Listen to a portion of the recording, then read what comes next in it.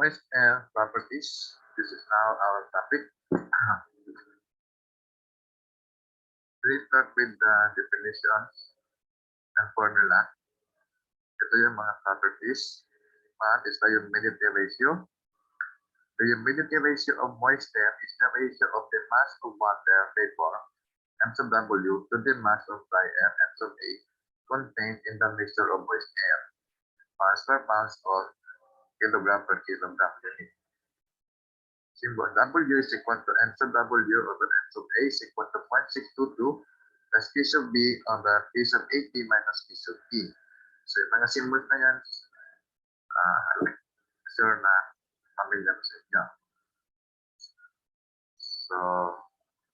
So dito, ibig sabihin, W is the symbol of the ratio.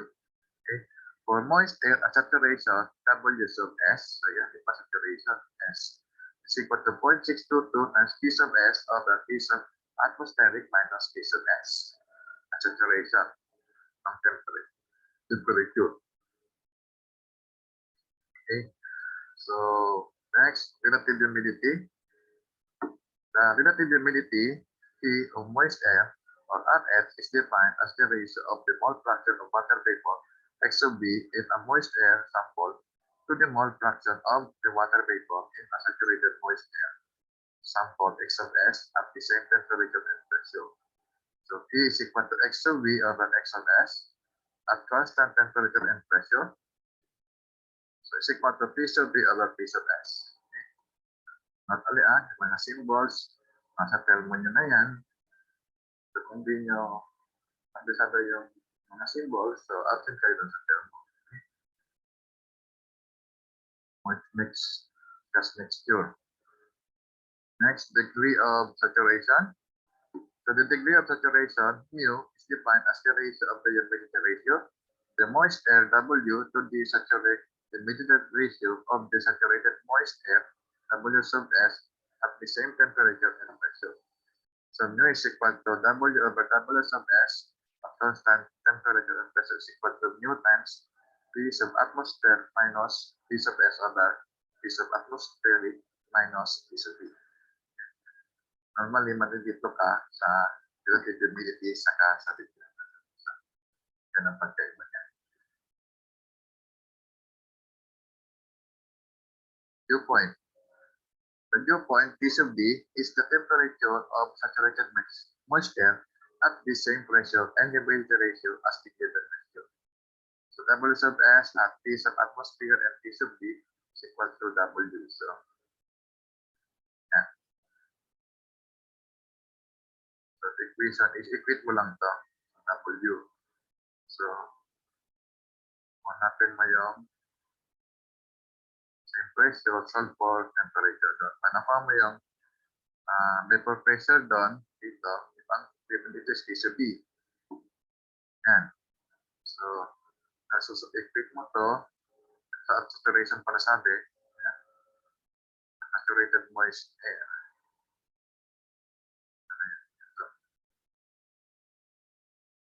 Yan. So, equate mo yon. W, so solve for saturated moist air. So, ang W, ito, equate mo dito, so solve for P sub S. So, P sub S, hanapin mo sa STM table kung ano yung temperature doon. Temperature. So, yun yung ang dew point mo. The temperature of saturated moist air at the same pressure. And humidity ratio. So, solve mo nga yung pressure doon. So, humidity ratio ng given mixture. Given mixture is W. TWS kasi saturated yun. Mixture. So, enthalpy. So, the enthalpy S of a mixture of perfect gases is equal to the sum of the enthalpies of constituent. S is equal to H sub A plus W H sub B. And for the air water vapor, mixture is just equal to reference to the mass of dry air. So that is kilogram of dry air, mass of dry air. Note whatever, ang symbol natin dito is I kasi H. So represent natin tayong I doon. So use H. Okay. Lahat ng subject natin, gagamitin natin is yung lecture. huwag kayong paggamit ng ibang formula nang wala sa lecture natin. Okay? Ito yung lecture ko. Example kayo, gumamit ka ng libro, kung ano yung pattern sinolve nyo doon sa equation ng mga ng book. So, gagamitin nyo is yung lecture natin. Okay? Kasi iba nga approach doon. So, iba yung mga equation. So, hindi yung pinigamitin yun. Kasi ito ang mga lecture natin is pinag-alala na para magamit. In English units, C sub P is equal to 0.24 BTU per pound mass of Fahrenheit, or C sub PB is equal to 0.444 BTU per pound mass of Fahrenheit. This is for air, yung una, CPA, and CPB is for vapor. And the enthalpy of saturated water vapor at 0 Fahrenheit is 1061.2 BTU per pound mass. So this is the equation. S is equal to 0.24 plus W times 1061.2 plus 0.440 BTU per pound.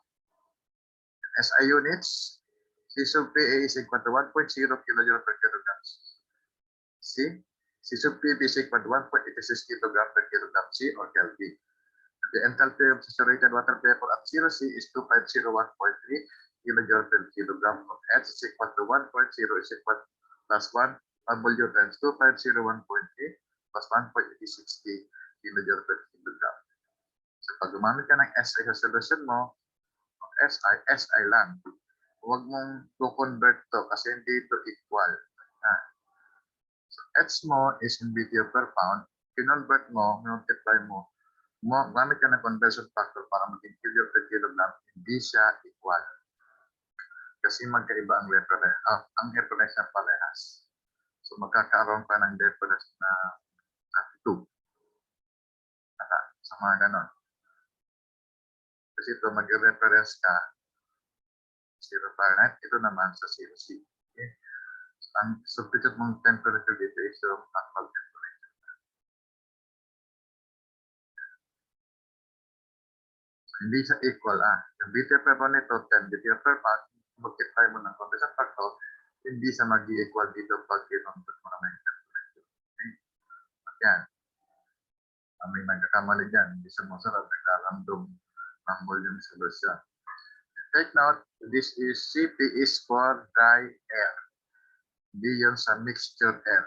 So, gamitin mo yung CP ng 0.24 sa 1.0 dito kasi ito is sa dry air. May formula na iba nga gamitin mo, that is CP ng moist air. Okay, dami din na nilito doon. Okay? Saka ito mga equation na gamitin. So, dito tayo sa moist volume. The moist volume of air is V is equal to cubic feet per pound or cubic meter per kilogram is defined as the volume of the mixture of the dry air. So, yan, mass of dry air. And water vapor when the mass of dry air is exactly equal to 1 pound or 1 kilogram. That is, V is equal to V over M sub A. So, V is the total volume of mixture, that is cubic feet per cubic meter. M sub A is equal to mass of dry air, pounds or kilogram. So the formula is V is equal to V over M sub A is equal to R sub A T sub R times 1 plus 1.6078 W over T atmosphere. So R sub A is equal to 53.352 foot-pound force divided by 4 mass R, or R sub A is equal to 287 joules per kilogram Kelvin. Yung ginagamit yung 0.287, that is 0.287 kilojoule per kilogram Kelvin. So, take out this equation, meron pang isang form ito, so makita na natin sa example. Pero kung nag-gaming ka ng W, so use this. Ang gamit ng iba pang formula na hindi mo naman alam kung bakit mo nagamit. Density. So the air density, also by in pound per cubic foot or kilogram per cubic meter, is defined as the ratio of the mass of dry air to the total volume of the mixture. That is the reciprocal of moist volume. Rho sub A is equal to M sub A over B is equal to 1 over B. So, the symbol is rho. R H O. Then specific specific heat of moist air at constant pressure. Kaya sabi ko, the specific heat of moist air at constant pressure, C sub PA, is defined as the heat required to raise its temperature 1 Fahrenheit or 156 C at constant pressure. C sub PA is equal to 0.243 BTU per pound Fahrenheit, or C sub PA is equal to 1020 joules per kilogram Kelvin, or 1.02 kilojoule per kilogram Kelvin. Pag ang kinoconsider mo is moist air. At least mixture of air and vapor na nasa air conditioning. But not dito sa derivation. Yeah. This is dry air. Ito yung dry air, ito yung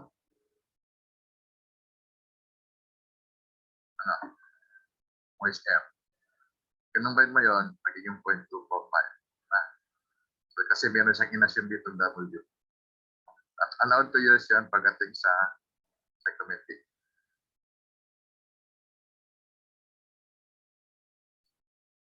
Next is adiabatic saturation. So, yeah.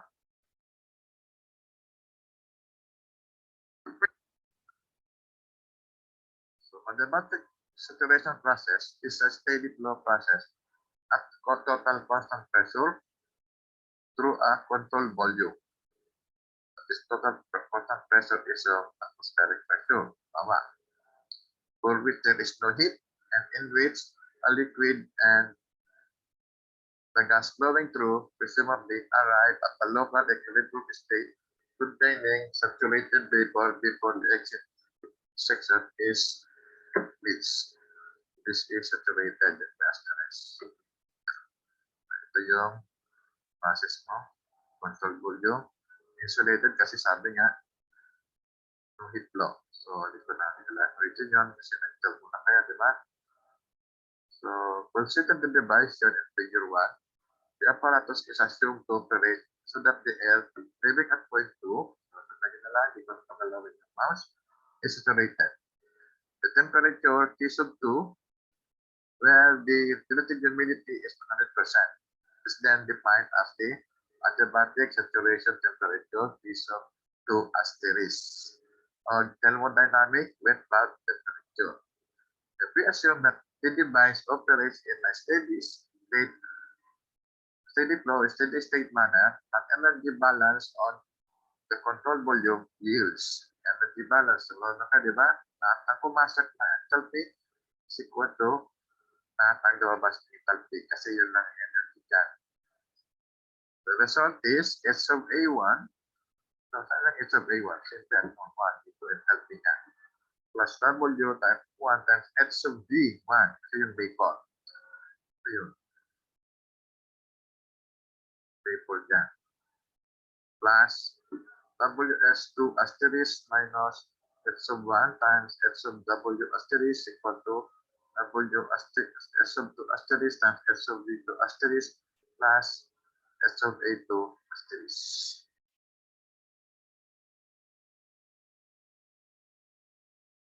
So W1 is equal to W1 times H sub V1 minus H sub W asterisk equal to C sub PA and T sub 2 asterisk minus T sub 1 plus WS2 asterisk times H sub V2 asterisk plus H sub A2 asterisk.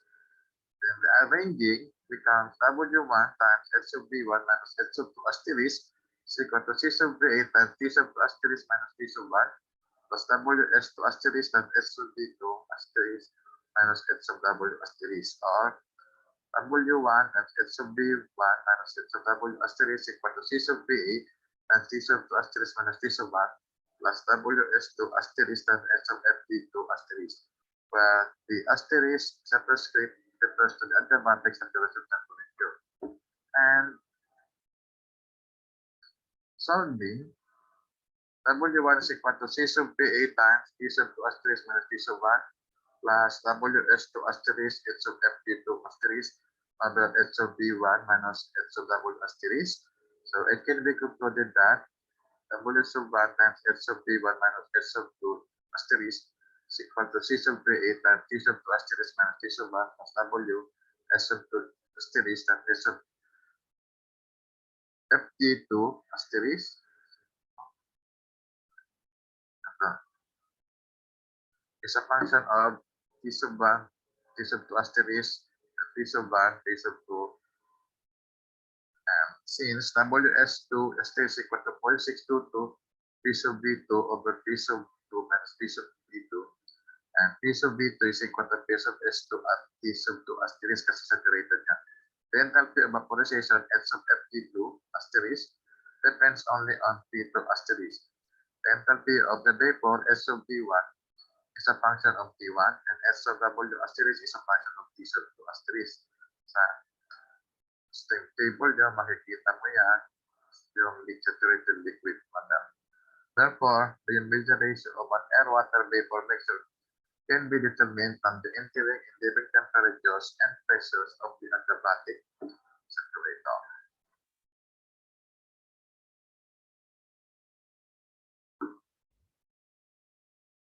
So, example number 1. So, the pressure entering and leaving an adiabatic saturator is 14.696 pounds per square inch. The entering temperature is 80 Fahrenheit and the leaving temperature is 64 Fahrenheit.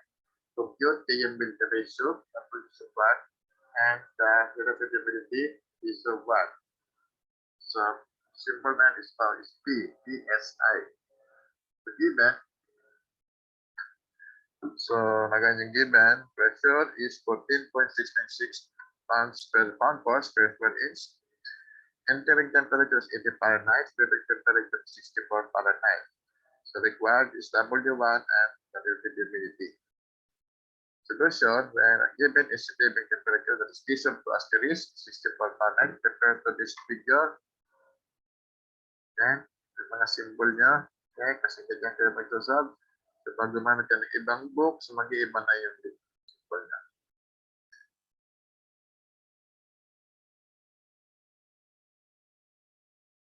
So P sub B2 is equal to PS2 at 0.299 pound per square inch. So, the same table, hanapin yung 64, makita mo yung pressure. Then WS2 asterisk equal to 0.622 times P sub B2 over P2 minus P sub B2 is 0.622 times 0.299 divided by 14.66 minus 0.299 is 0.0129 pound mass of vapor divided by pound mass of air. So that is 0.01. More significant figures for decimal places kaya pag maraming ganitong itsura, so mag-ano kaya for decimal places na. So, pag ganda mo itong 0.01, knock out ka na. Okay?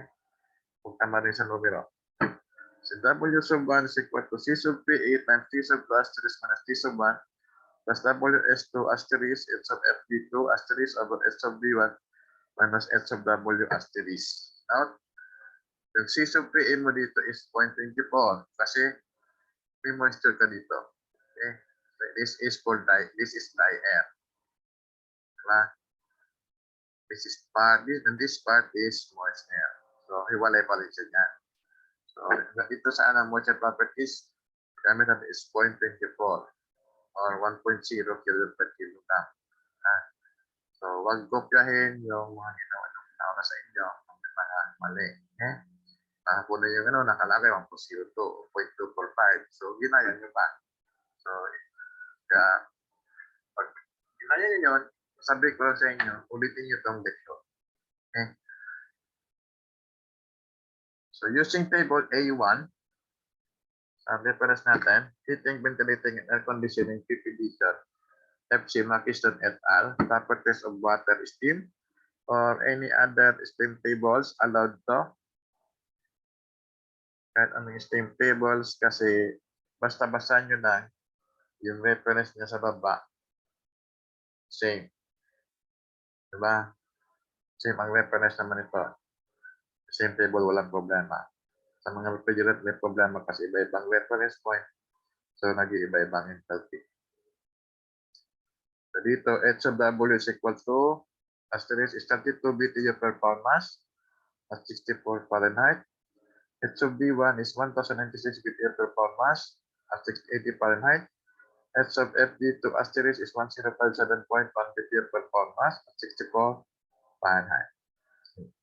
So, H of FT. Sa ibang isang table, yung kay Bogart, pwede rin yun.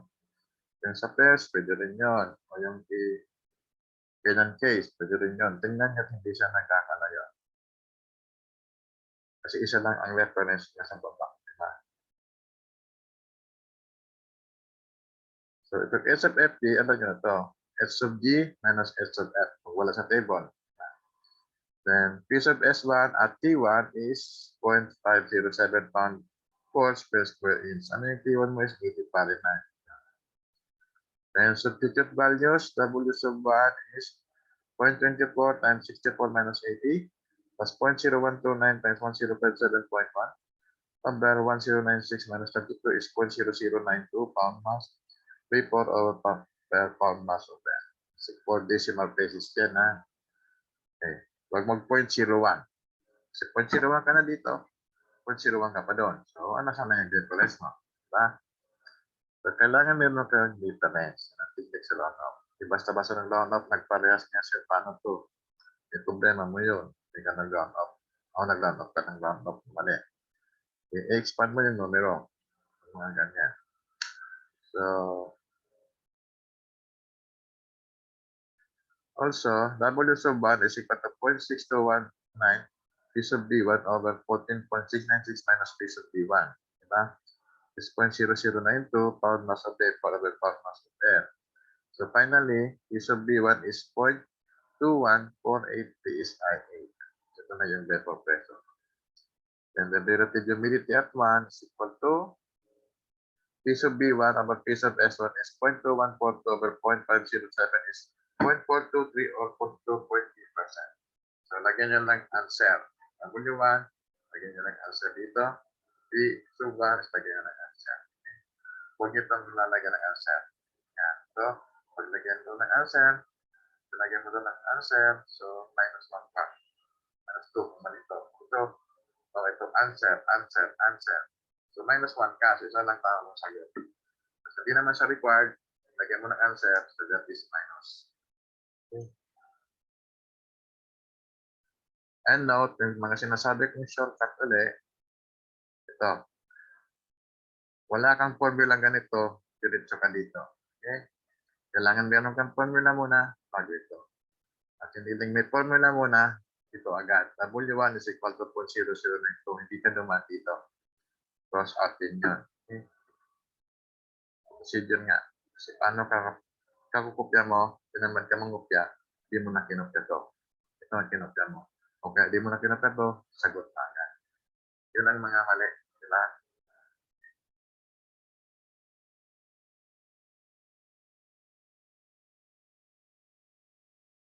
Next, dry bulb and wet bulb temperatures. The temperature of an air vapor mixture with a dry bulb thermometer is called the dry bulb temperature. If the bulb of the thermometer is surrounded by wet fabric, liquid is evaporated as air is blown over it, causing the temperature to drop and a process similar to the adiabatic saturation process. This lower grading, when properly taken, is called the wet bulb temperature. So the common instrument is a sling hygrometer. This consists of 2 thermometers, like dry bulb and wet bulb.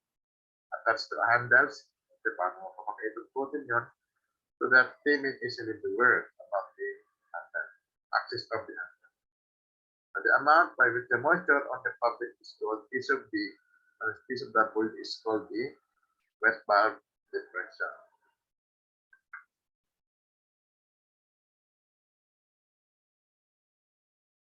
Next is the sensible and tapping heat. So ayan, sa global conditioning, importante kasi ito yung pinasa-stop mo. So sensible heat is the heat energy associated with the change of the temperature between two state points. Temperature lang. So the enthalpy of moist air calculated at an atom state 0 Fahrenheit can be divided into two parts, which is S equal to CPA of WC sub B times D plus WH of FP. The first term on the right-hand side indicates sensible heat. It depends on the temperature above the datum Fahrenheit or negative 17.6 HC. This man, CPA plus W transition B, so merong in-average, again, average value dyan. So ito na yung having moist air. 0.245 PPM per Fahrenheit or 1.02. Ito na yung buong yan. Okay? So plus W H of FP. H of FP, so rinagay dito kasi for malaman lang yung formula. So that is Frederick this one.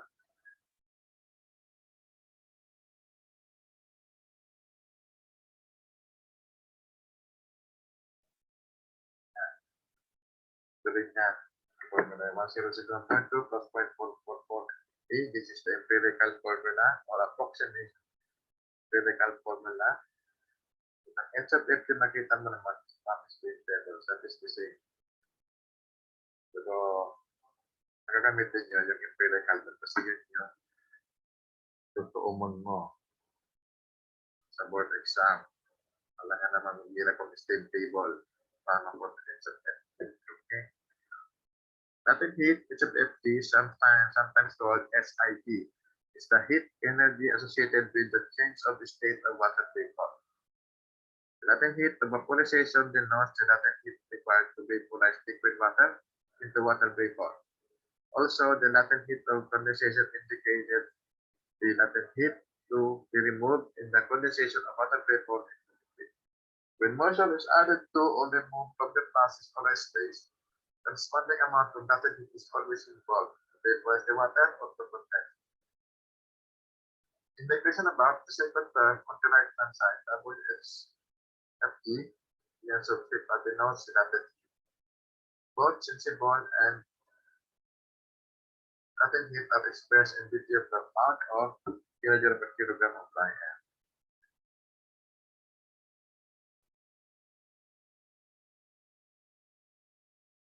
So yan, i-describe lang yung part is sensible, itong part is latent. Atmospheric air.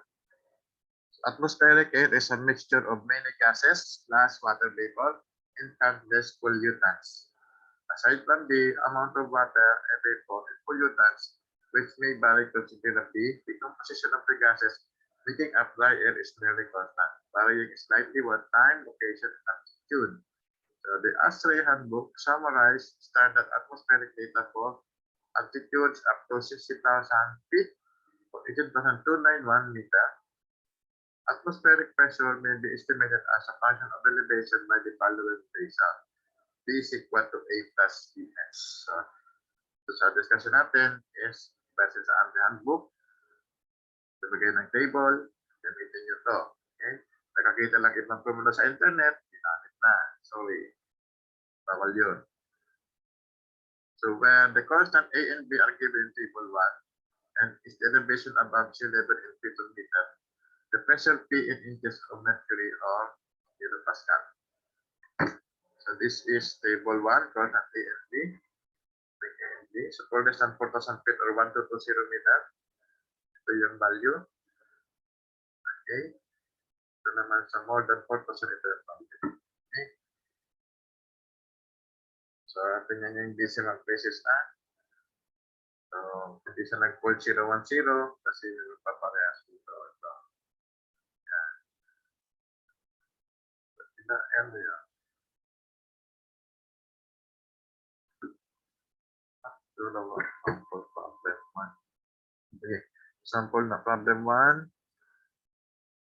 Calculate values of the humidity ratio, enthalpy, and the specific volume for saturated air at 1 standard atmosphere using perfect gas relations for temperatures of A 20 C and B 20 Fahrenheit. So given saturated air at standard atmosphere and 20 C and B 20 Fahrenheit.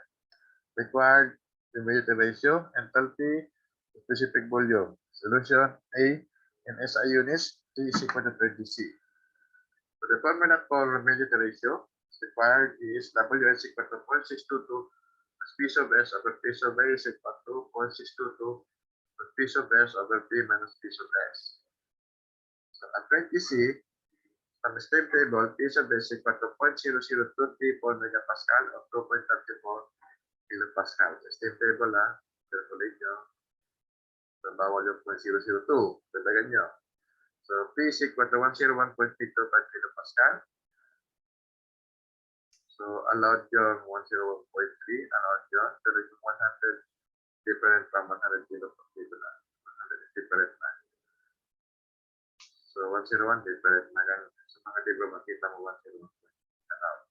W is equal to 0.622 times 2.34 over 101.325 minus 2.34 or 0.0147 kilogram vapor o kilogram na yan. Ang iba, ginagawa 0.62. So, not allowed yun. Kasi, kitang-kita sa lecture na 0.622. So, H is equal to 1.0T plus W times 2.01.3 plus 1.86T. And H is equal to 1.2 times 20 plus 0.0147 times 2.01.3 plus 1.86 times 20 is 57.3 kilogram per kilogram. And the specific volume is also basic equal to 4287 joule per kilogram Kelvin. So this is equal to, kasi anong tayo, specific volume, R sub 80 over P sub A is in other form. Itong P sub A, tanggalin mo yung sa P sub S. Kasi yung pressure, different pressure. Gagawin yan. So B is equal to 287 times 20 plus 270.50. Number 101.325 minus 2.34 over 1,000 is 0.85 cubic meter per kilogram.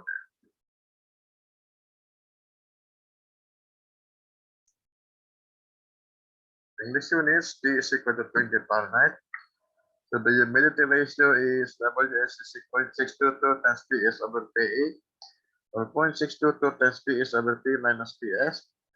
At 20 Fahrenheit, P sub S equal to 0.005 PSIA. So I get that from ASCII handbook. So there is STEM tables, and in STEM table.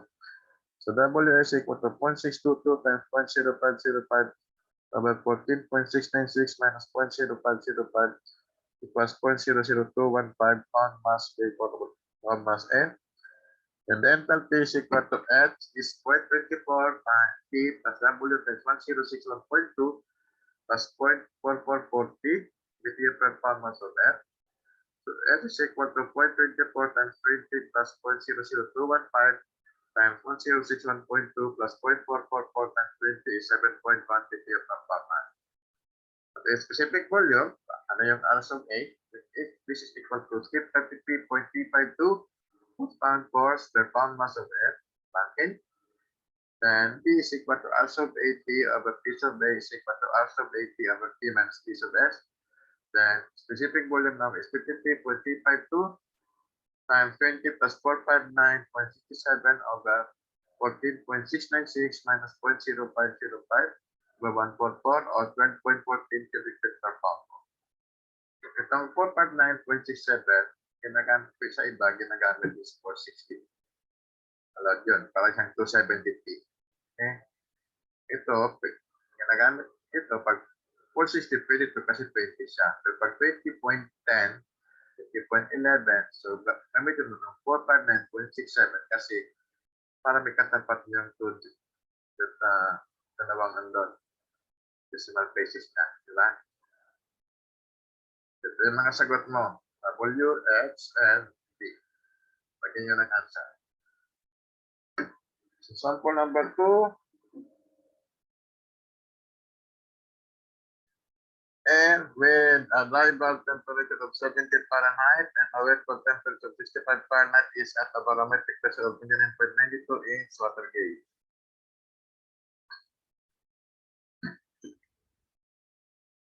Without making use of psychrometric chart, find A, the relative humidity of the air, and B, the vapor density, C, the dew point, D, the humidity ratio, and E, the volume occupied by the mixture associated with a pound mass of dry air. Given, so dry bulb 70 Fahrenheit, wet bulb is 65 Fahrenheit, so barometric pressure is 29.92 inch mercury. So the required is A, relative humidity, B, vapor density, C, dew point, D, humidity ratio, and E, volume occupied per pound mass of dry air. Solution, so T sub 1 is 70 Fahrenheit, based again dun sa figure 1 natin. T sub 2 asterisk 65 Fahrenheit. Solving for WS2 asterisk, P sub B is equal to P sub S2 at 65 Fahrenheit or 0.3095 PSI absolute. And P sub 2 is equal to P sub 1 is 29.92 inch of mercury. This is equal to 14.692 PSI absolute. Then WS2 asterisk is equal to 0.622 times P sub B2 over P sub 2 minus P sub B2 is 0.622 times 0.3095 over 14.696 minus 0.3095 is equal to 0.01338 pound mass of vapor over pound mass of air. And solving for W1 is equal from equation 3 plus 21 sa reference to. Then W sub 1 is equal to C sub PA times T sub 2 asterisk minus T sub 1 plus WS2 asterisk times H sub FD2 asterisk over H sub B1 minus H sub W asterisk. Then value from same table, H sub FD2 asterisk is equal to H sub FD at 65 Fahrenheit or 1056.5 BTU per pound mass. And H sub W asterisk is equal to H sub F at 65 Fahrenheit is 33 BTU per pound mass. And H sub B1 is equal to H sub B at 70 Fahrenheit is 1091.7 BTU per pound mass. And substitute values, since W sub 1 is equal to 0.24 times 65 minus 70 plus 0.1338 times 1056.5 over 1091.7 minus 33 is equal to 0.012219 pound mass of vapor and 5 mass of air. So wala pa tayong nasagot dito. Ito, letter D. Okay. So, wait na. So figure nga, ito pa rin. Ano yan? So ito pa rin ang figure. Yan. Kung i-require kayo maglagay ng figure, ito lang yan.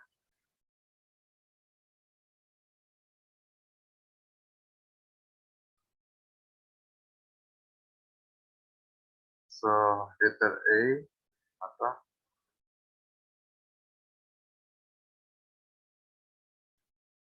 Solving for P sub B1, W1 is equal to 0.622 times P sub B1 over P sub 1 minus P sub B2, or 0.012219 is 0.622 times P sub B1 over 14.696 minus P sub B1. So P sub B1 is equal to 0.2832 times P sub S1 of at 70 Fahrenheit, PS1 is equal to 0.360 PSI calculated. So A, relative humidity is P is equal to P sub B1 over P sub S1 is 0.288 over 0.360 is 0.70 to 78%. So the vapor density is rho is equal to PB over R sub BT. So nakita ko sa unang example, P sub A over P sub R sub AT. Dito naman, vapor. So vapor density is required. So 0.2832 times 144 over 85.78 over 70 plus 459.67 is 0.000898 pound mass vapor over cubic foot. And the dew point is at P sub B1 is equal to 0.2832. The dew point is P sub B is 62.54 and after the same table. Letter D, humidity ratio, W is equal to M sub B over M sub B is W1 is equal to 0.012218 pound mass of vapor over pound mass of air. Letter E, the volume occupied by mixture per pound of mass of dry air is B is equal to R sub AT over P is 53.352 times 70 minus 459.67 over 14.696 minus 0.2832 over 144. Kasi nga, itong ano mo, pressure mo is in PSI. Okay? Conversion yan, 144 wherein per square foot. So it's equal to 13.62 cubic feet per pound mass of air. Okay, so this is the end of this topic.